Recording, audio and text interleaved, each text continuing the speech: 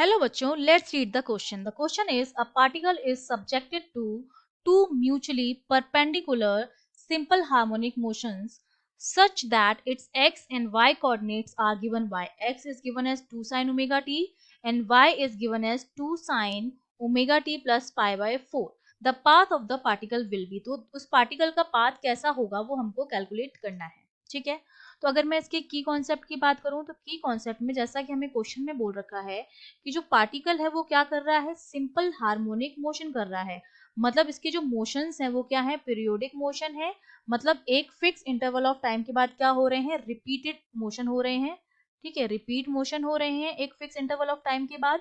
और उन दोनों की हमको क्या दे रखी है, इक्वेशंस दे रखी है. हमें पता है सिंपल हार्मोनिक मोशन की जो स्टैंडर्ड इक्वेशन होती है वो क्या होती है, x equals to A sine omega T plus five, जहां पर ए हमारा x हमारी डिस्प्लेसमेंट होती है, ए हमारा एम्पलीट्यूड होता है, ओमेगा हमारी एंगुलर फ्रीक्वेंसी होती है, टी टाइम होता है और फाइव हमारा जो होता है वो फेज डिफरेंस होता है. ये स्टैंडर्ड इक्वेशन होती है सिंपल हार्मोनिक मोशन की.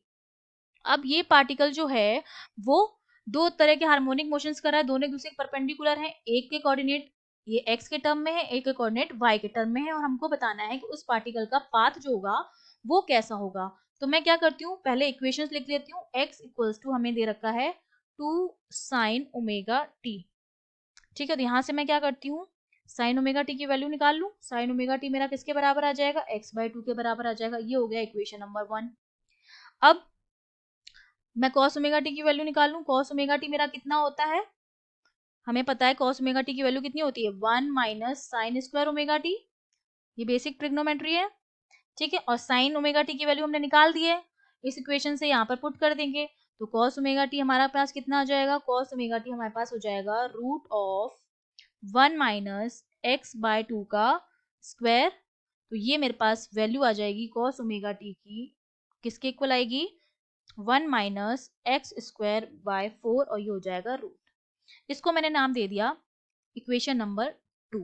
ठीक है, इतना मैंने सॉल्व कर लिया है. साइन ओमेगा टी की वैल्यू निकाल ली है, कॉस ओमेगा टी की वैल्यू निकाल ली है. अब सेकेंड इक्वेशन जो हमको दे रखी है वो दे रखी है y के कोऑर्डिनेट्स में. तो y इक्वल्स टू हमको दे रखा है 2 sine omega T plus pi by 4.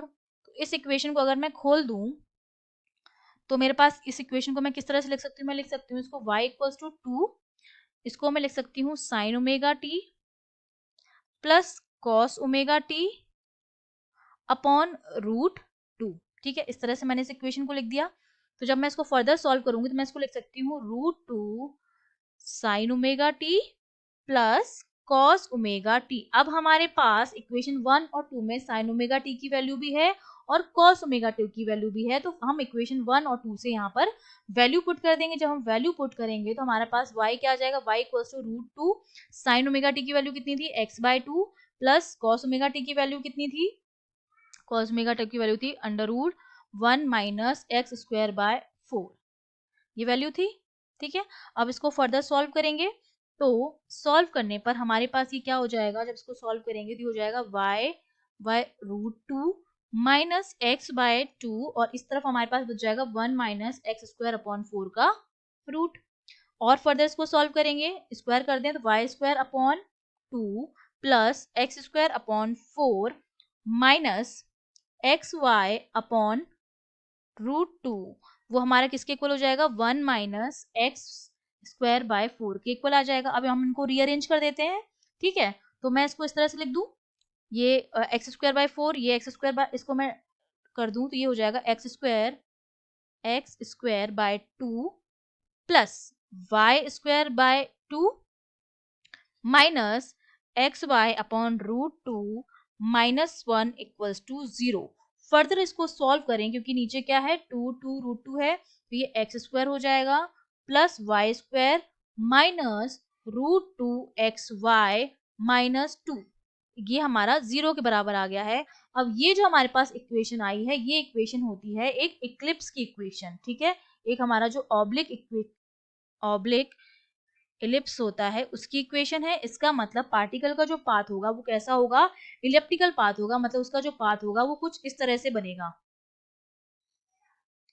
एक इलिप्टिकल पाथ होगा। तो हमारा आंसर क्या हो जाएगा? Option A N ellipse.